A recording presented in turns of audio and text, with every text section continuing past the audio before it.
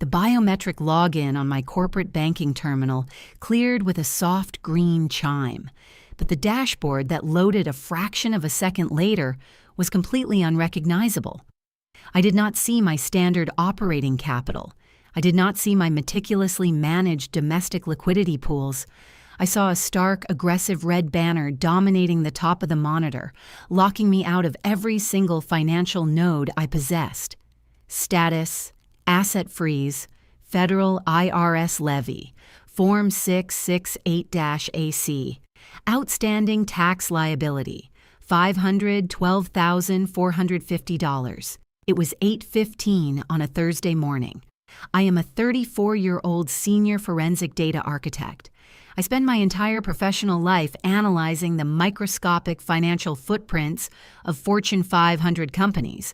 I do not have unpaid parking tickets, let alone a $500,000 federal tax evasion bounty on my head. I did not gasp. I did not frantically dial my bank's customer service hotline to scream at a minimum wage representative about a clerical error. Panic is the currency of the incompetent. I simply pulled up the secure messaging center attached to the federal hold and downloaded the PDF of the IRS Notice of Intent to Levy. The document was dense, bureaucratic, and devastating. According to the United States Department of the Treasury, I was the sole proprietor and primary guarantor of two high-volume e-commerce holding companies, Apex Trading, LLC, and Nova Global Logistics. The notice stated that over the past 36 months, these two entities had funneled nearly $3 million in unreported gross revenue through offshore merchant processors, completely bypassing domestic corporate tax obligations. I did not own Apex Trading. I did not own Nova Global Logistics, but I knew exactly who did. My younger brother, Trent, the golden child, the 29-year-old serial entrepreneur who drove a leased matte black G-Wagon, wore oversized designer watches, and constantly bragged at family dinners about his brilliant drop-shipping empires and tax-optimized corporate structures. He had not discovered a brilliant tax loophole.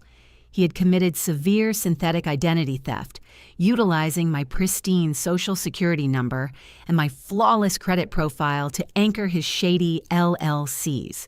He had harvested millions in untaxed revenue, funneled the cash to his personal lifestyle, and left the massive, ticking federal tax bomb sitting squarely on my lap.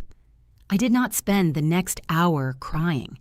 I spent the next hour inside my secure home office, rapidly accessing deep web registry telemetry, pulling the exact IP addresses, digital signatures, and encrypted routing metadata that Trent had used to forge my identity on his corporate applications. I compiled a microscopic, undeniable digital autopsy of his entire financial existence. Once the data was secured on a heavy encrypted titanium flash drive, I slipped it into the pocket of my tailored charcoal gray pinstripe blazer and drove directly to my parents' sprawling suburban estate. When I opened the heavy oak front door, the atmosphere inside the house was absurdly casual. My mother, Martha, was arranging imported flowers in the foyer.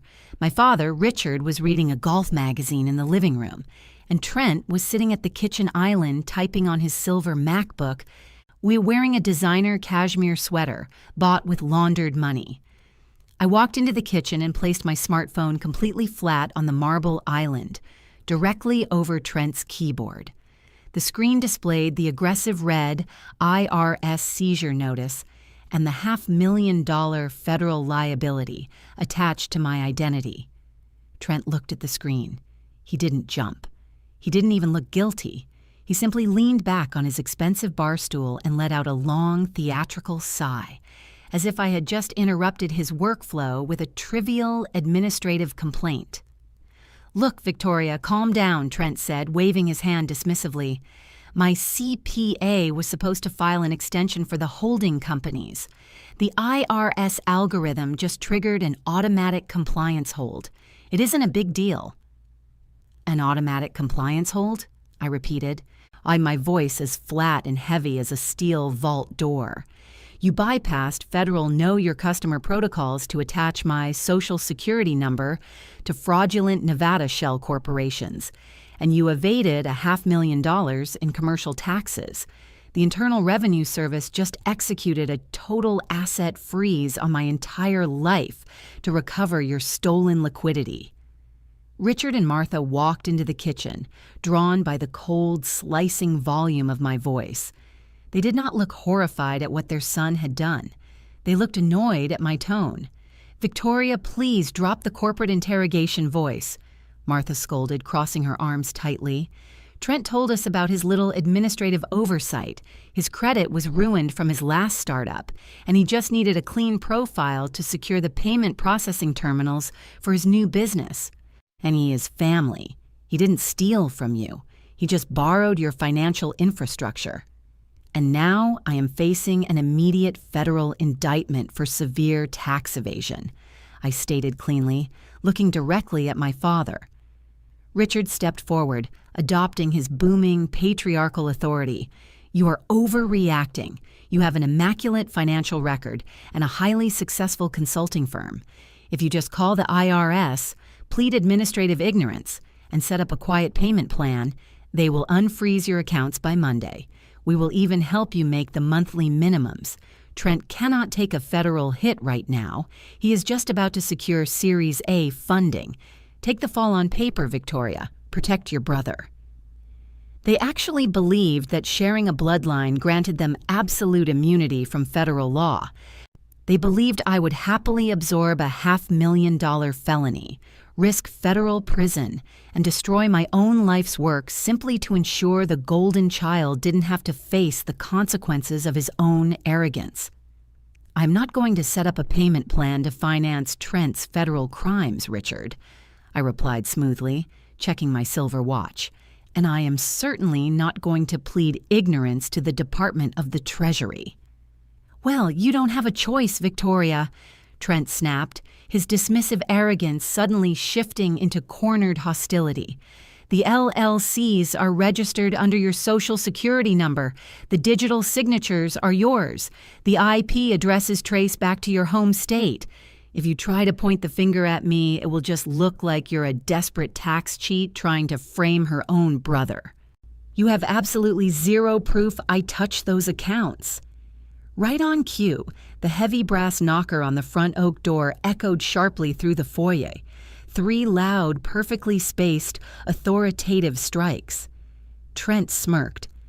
"That's probably your attorney. You better go figure out how you're going to pay my tax bill." I didn't blink. "I didn't call an attorney, Trent." I turned, walked to the foyer, and pulled the heavy oak door open. Standing on the front porch were 2 individuals wearing dark tailored suits and tactical ID lanyards, emblazoned with the gold seal of the Internal Revenue Service Criminal Investigation Division. "Victoria Ashford?" the lead agent asked, his voice a low, gravelly hum that demanded total compliance. "Yes, Agent Miller, right on time," I said smoothly, stepping aside and gesturing gracefully into the house. "Please, come inside.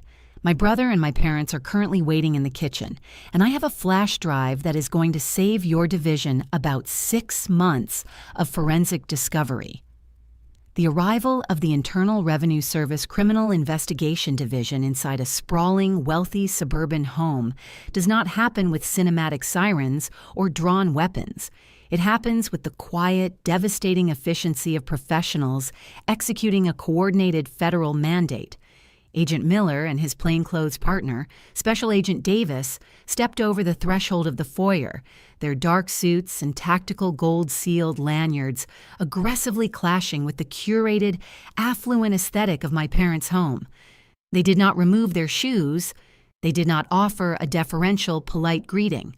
They carried heavy, rigid plastic evidentiary folders and the uncompromising gravity of federal jurisdiction. I led them directly into the open-concept kitchen. The ambient, comfortable hum of the central air conditioning was instantly drowned out by the absolute suffocating silence that fell over the room. Martha's manicured hands froze completely over her imported floral arrangement. Richard abruptly dropped his golf magazine onto the sofa, the color rapidly draining from his authoritative face. But Trent's reaction was catastrophic. The 29-year-old golden child, the self-proclaimed visionary of e-commerce, instantly went rigid on his expensive bar stool. The arrogant smirk that had just demanded I pay his $500,000 tax bill shattered entirely. Richard's survival instinct kicked in immediately. He scrambled up from the sofa, his booming patriarchal voice desperate to manage a situation he had zero leverage over. "Agents, thank goodness you are here," Richard stammered, his hands raised in a gesture of practiced diplomacy, forcing a tight, anxious smile. "This is a terrible, escalating family misunderstanding. My daughter, Victoria, is dealing with a severe tax liability regarding her e-commerce ventures. She is under immense corporate stress and panicked when she saw the compliance hold. We are securing a private CPA to handle her outstanding liability and draft a repayment plan. There is absolutely no need for a federal intervention inside my home." Agent Miller did not shake Richard's extended hand. He did not look at him with the deferential respect of a suburban neighbor. He looked directly at me. "I am Special Agent Miller, IRS Criminal Investigation Division," he stated, his voice a low, gravelly hum that commanded absolute compliance. "And we do not dispatch criminal investigators to negotiate domestic payment plans for minor administrative errors, sir. We are responding to an active, Priority 1 escalation initiated by the primary taxpayer regarding massive synthetic identity theft, federal wire fraud, and the unauthorized offshore routing of $3 million in untaxed gross revenue." Martha let out a sharp, breathless gasp. She took a step toward the marble island, her hands trembling violently. "Synthetic identity theft? Victoria, stop this right now. You cannot accuse your own brother of a federal crime. He just borrowed your financial infrastructure to launch his business. He is family." "He didn't borrow my car, Martha," I replied, my voice as flat and heavy as a steel vault door. "He bypassed federal compliance protocols, utilized my Social Security number to harvest millions in untaxed revenue, and anchored a $500,000 federal tax evasion bounty directly to my life's work. I do not require family permission to clear my name from a felony." Trent finally found his voice, though it was thin, reedy, and vibrating with an unfiltered panic that completely destroyed his serial entrepreneur persona. He pointed a trembling finger at me across the marble island. "She is lying to you," Trent shouted, his chest heaving audibly, desperately trying to throw me under the bus. "Look at the Treasury file, Agent Miller. The LLCs are registered under her Social Security number. The digital DocuSign signatures match her verified employment records. With the IP addresses used to open the offshore merchant processors traced back to a VPN server in her home state. She's just trying to frame me because her business failed, and she doesn't want to go to federal prison." It was a brilliant, terrifying strategy of sheer manipulation. Trent was attempting to use the very identity theft he had committed as proof of my guilt. He assumed the federal agents would look at the surface-level registration data and simply arrest the name on the digital dotted line. He assumed wrong. "That is exactly what a functional federal audit is designed to uncover, Trent," I noted smoothly, unbuttoning the front of my tailored charcoal gray pinstripe blazer. I reached into my interior pocket and pulled out the heavy, encrypted titanium flash drive. Wayne, I placed the metal drive precisely onto the center of the marble island, right next to Trent's silver MacBook. The soft metallic click echoed sharply in the tense room. Agent Miller looked at the drive, then looked at me with the intense, calculating focus of an investigator recognizing a flawless surgical strike. "What exactly am I looking at, Ms. Ashford?" Miller asked quietly. "You are looking at the foundational architecture of Trent's massive federal tax fraud," I explained cleanly, my enunciation flawless and unhurried. When Trent bragged about his brilliant tax-optimized corporate structures at family dinners, he failed to realize that I am a senior forensic data architect for Fortune 500 conglomerates. My entire professional life is dedicated to tracing obfuscated digital money. Trent's face went entirely pale. The arrogant tech bro was suddenly staring down the barrel of a loaded federal audit. Trent believed he was a digital ghost because he utilized a commercial virtual private network, VPN, to route his IP address through my home state while registering the fraudulent LLCs. I continued, listing the facts like I was reading a technical manual to a stranger. But he was so entirely insulated by his own arrogance, so utterly convinced that the systems of the world existed merely to facilitate his greed, that he made a catastrophic operational error. He paid for the encrypted VPN service using his own personal domestic credit card, I stated, tapping the titanium flash drive once with a perfectly manicured fingernail. Agent Miller's jaw tightened. He pulled a ruggedized federal tablet from his evidentiary folder. So you extracted the VPN billing telemetry? Yes, I confirmed cleanly. I pulled the deep web registry metadata cross-referencing the exact timestamp of the Nevada LLC formations. The IP address pinged my home, but the billing node for the obfuscation software traces directly to a Visa Black Card registered to Trent Ashford at this exact suburban address. That doesn't prove anything, Trent shrieked, his survival instinct completely overwhelmed by the crushing gravity of the digital trap. I let her borrow my credit card for a software subscription. That is circumstantial evidence. The merchant accounts processing the untaxed revenue are completely offshore. You can't touch them. We don't need to touch the offshore accounts, Trent, I corrected smoothly, adjusting the cuffs of my tailored blazer. It's because noise is what guilty people use to breathe life into their lies. I only make surgical strikes on domestic entry points. I looked directly at Agent Miller. Agent Miller, does the Internal Revenue Service require a verified secondary identity vector when establishing high-tier offshore merchant accounts linked to a United States citizen? Yes, Miller replied immediately, his eyes fixed on Trent. Under federal Know Your Customer, KYC compliance laws, the processor mandates a live biometric upload. A physical photograph holding a government-issued ID to prove the guarantor is actively authorizing the untaxed revenue stream. Trent stopped breathing entirely.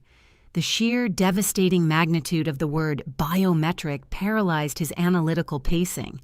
I leaned slightly forward, or resting my hands perfectly flat on the cold marble island. Agent Miller, I instructed calmly, my voice carrying the chill of a winter morning.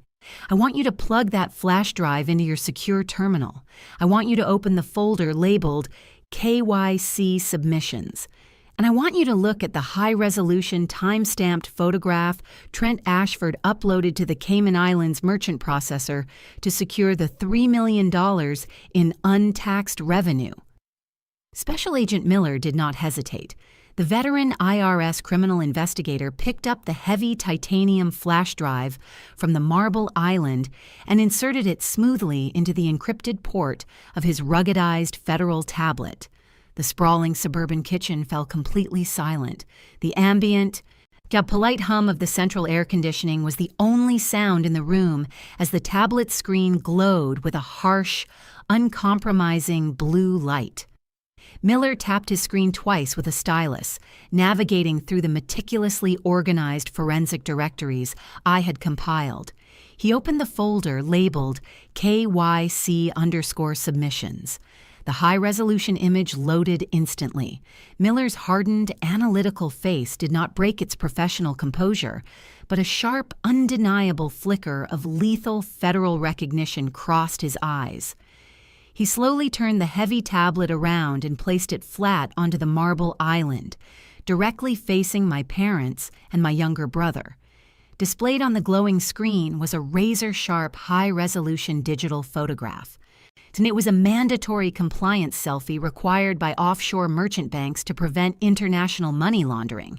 In the center of the photo was Trent. He was sitting in this exact kitchen, wearing the exact same designer cashmere sweater he currently had on. His arrogant, entitled smirk was frozen in high definition, and clutched in his left hand, held prominently next to his face to satisfy the biometric verification protocols, was my physical United States passport, a document I had reported missing from my home safe a year prior. Martha let out a piercing, breathless gasp.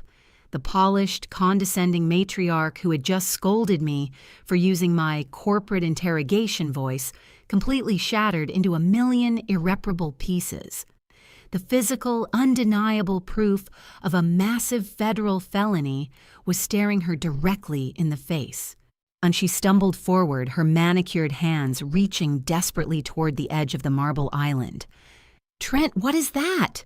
Martha shrieked, her voice cracking into a high-pitched sob that echoed off the high ceilings. "Why are you holding Victoria's passport in a photograph for an offshore bank?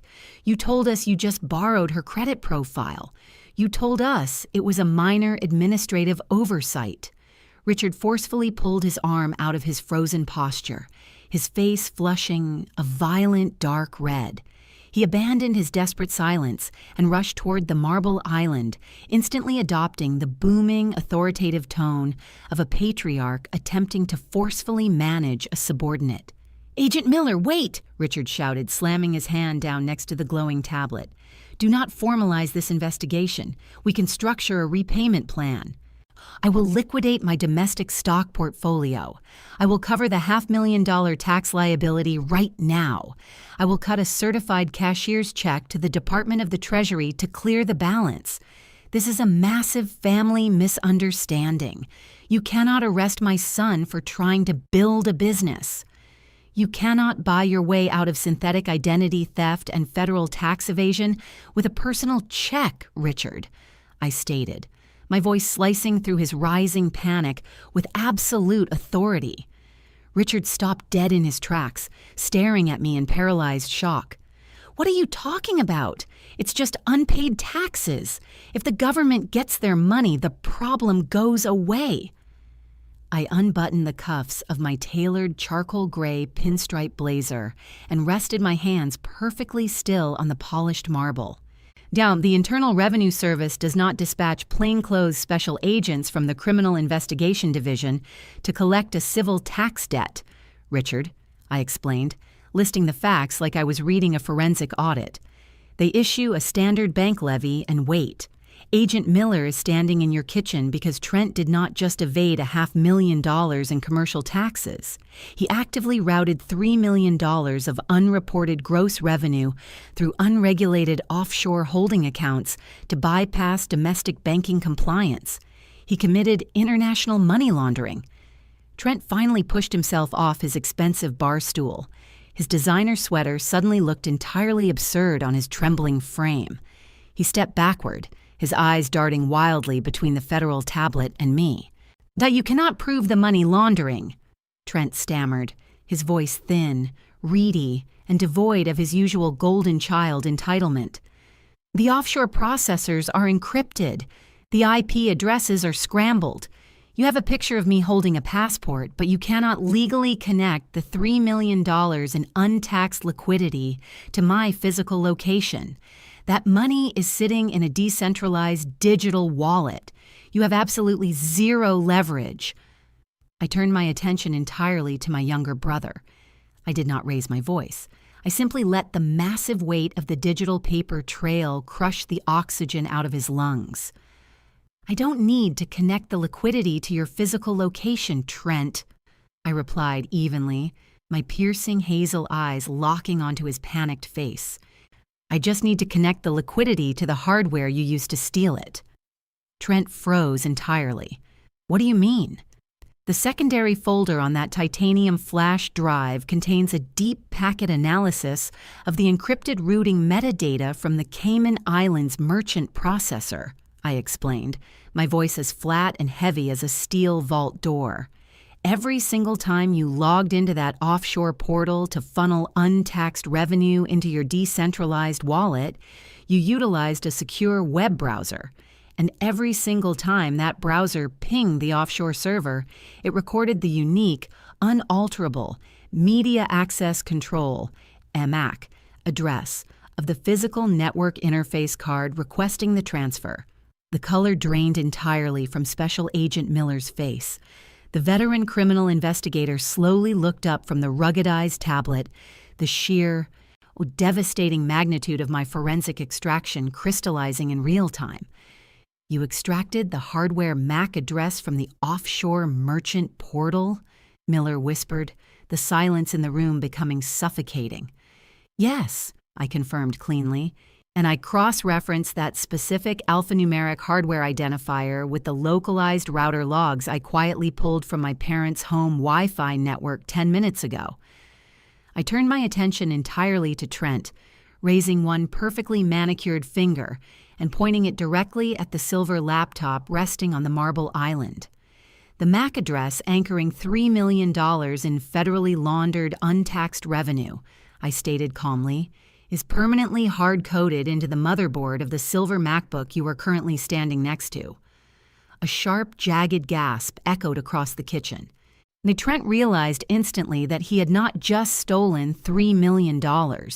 He had permanently anchored his own digital empire to a massive, radioactive piece of physical federal evidence. Agent Miller did not ask Trent for permission to review his computer. He did not ask for a passcode. When a federal investigator is presented with a hard-coded MAC address anchoring $3 million of international money laundering directly to a physical device resting in plain sight, the Fourth Amendment exception for exigent circumstances triggers instantly. Miller gave a sharp, imperceptible nod to his partner. Special Agent Davis closed the distance in 3 massive strides. He reached across the marble island, snapped the silver MacBook shut, and slid it smoothly into a heavy, metallic-lined Faraday evidence bag, completely severing the device from any remote network access. Trent's survival instinct completely short-circuited. He lunged toward the laptop, his hands trembling violently. "You cannot take that!" Trent shrieked, his voice cracking into a high-pitched, pathetic croak. "That is my personal property. I need that for my startup. You do not have a warrant for my computer." Agent Davis effortlessly intercepted Trent's desperate lunge, grabbing him by the shoulder of his designer cashmere sweater and shoving him firmly back against the stainless steel refrigerator. "This hardware is no longer your personal property, Mr. Ashford," Agent Miller stated, his voice a flat, uncompromising line of federal authority. "It is currently classified as Exhibit A in an active federal money laundering investigation. Every encrypted keystroke stored on that solid-state drive is now the property of the United States Treasury." Martha let out a piercing, breathless scream. The polished, condescending matriarch who had just scolded me for not taking the fall for her son completely dissolved into sheer terror. Her perfect, arrogant mask was destroyed in front of the federal agents. "Stop it!" Martha wailed, tears completely ruining her expensive makeup as she stepped toward the agents.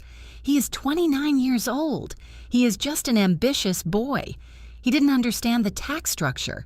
He didn't know he was laundering money. He just wanted to be successful. Victoria, call them off. You are destroying your own family over a paperwork error." "He is an adult who committed multiple Class B federal felonies, Martha," I replied, smoothing the lapels of my tailored charcoal gray pinstripe blazer. "The fact that you coddled him his entire life does not grant him legal immunity from the Department of Justice."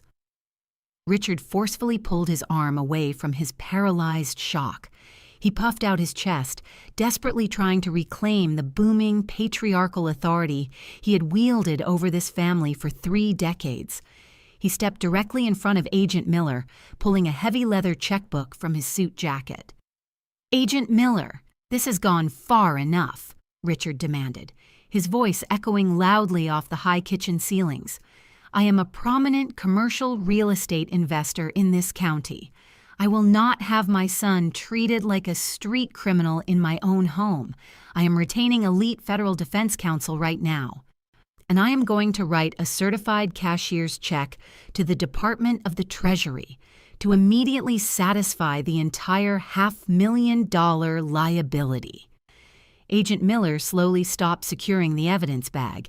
He looked at Richard with unfiltered, lethal disgust. "You are not going to write a check to satisfy this liability, Richard," I stated, my piercing hazel eyes locking onto his panicked face. Richard whipped around to face me, his face flushing a violent dark red. "Excuse me, I have over $4 million in liquid capital.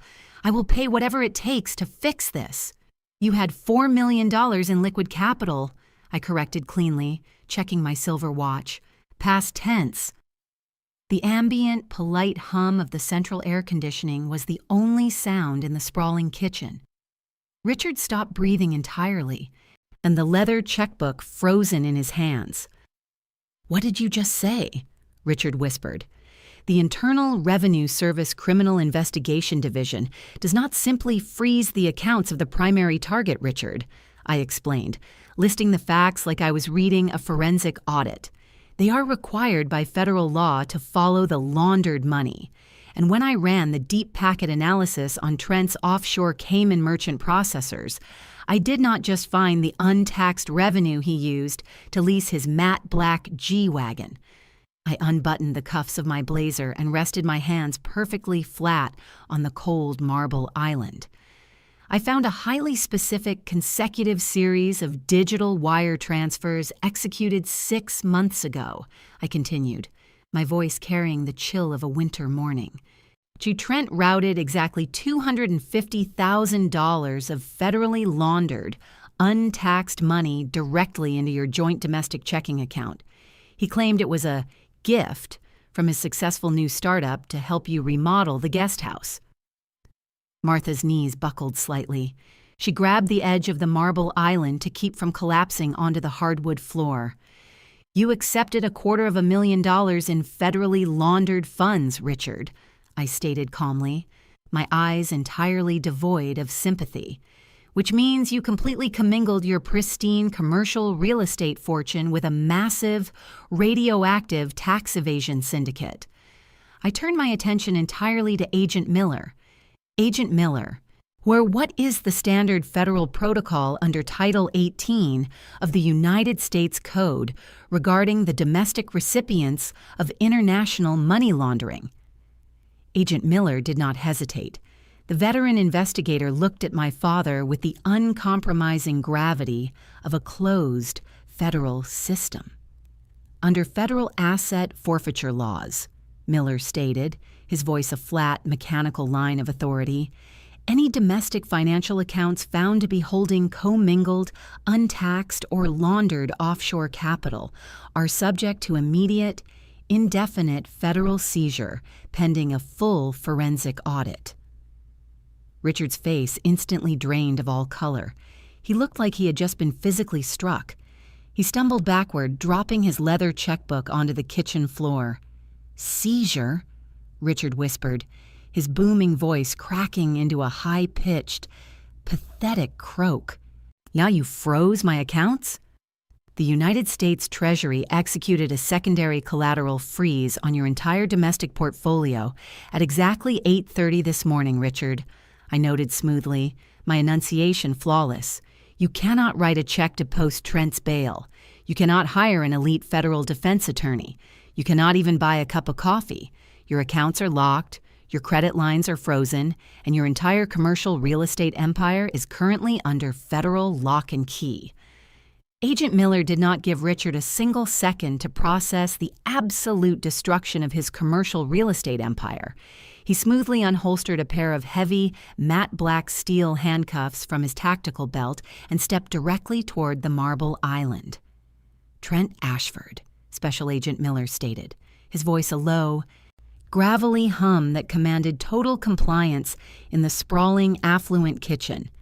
"You are under immediate federal arrest for multiple counts of aggravated synthetic identity theft, massive commercial wire fraud, active tax evasion exceeding $500,000, and international money laundering. You have the right to remain silent." Trent took half a step backward against the stainless steel refrigerator, slick with a cold, pale sweat. The booming, arrogant serial entrepreneur who had casually told me to take the fall for his crimes simply buckled.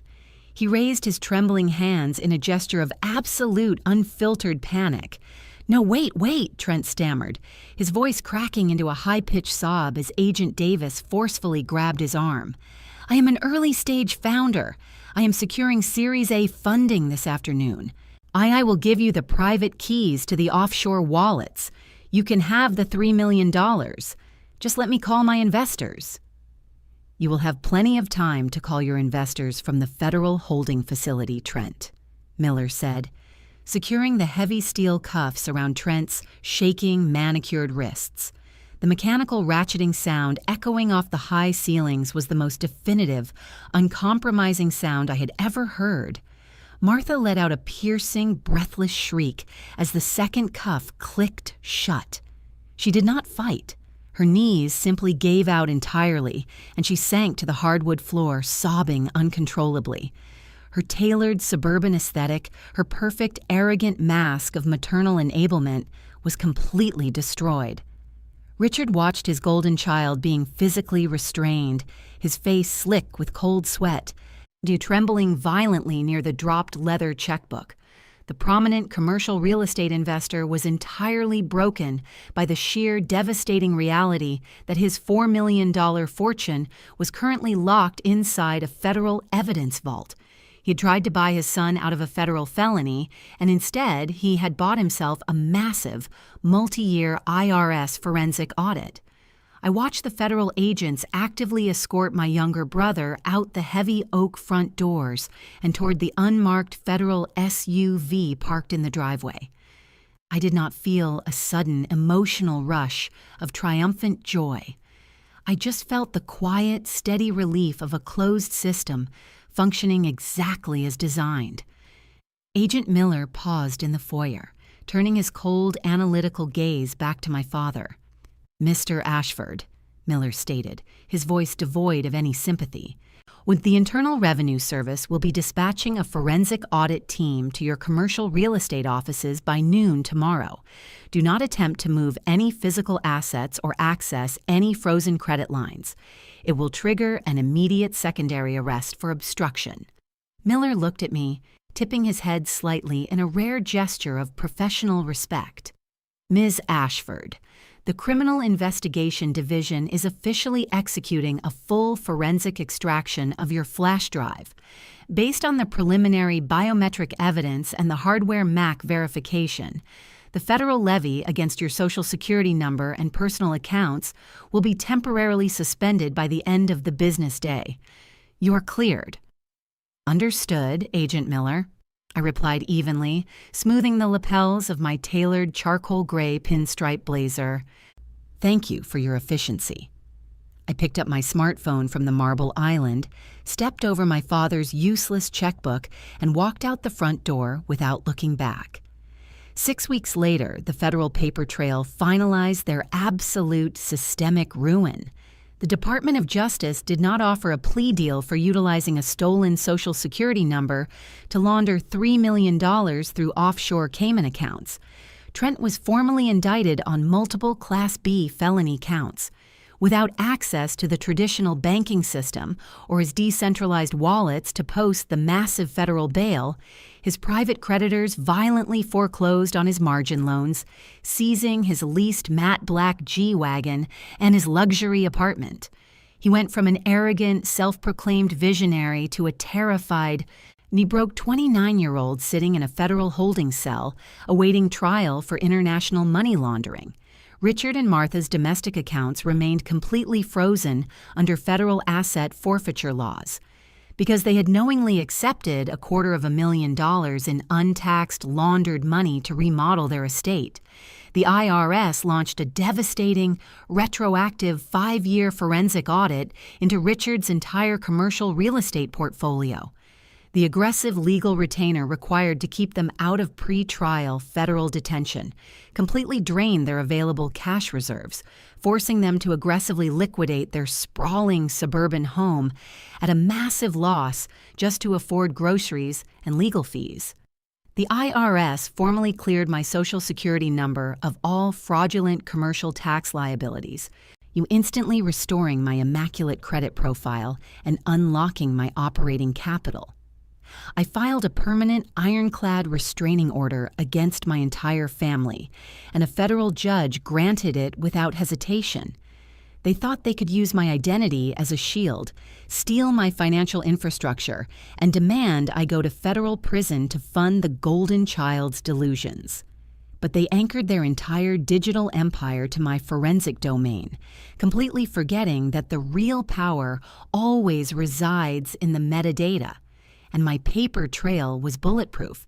If your own family stole your Social Security number to launder millions of dollars and demanded you take the fall for a $500,000 tax evasion charge, would you have handed the federal agents the encrypted flash drive, or would you have set up a payment plan to maintain family peace? Tell me your thoughts in the comments below. If you enjoyed this story of absolute paper trail justice, leave a like, subscribe to the channel, and turn on notifications. See you in the next video.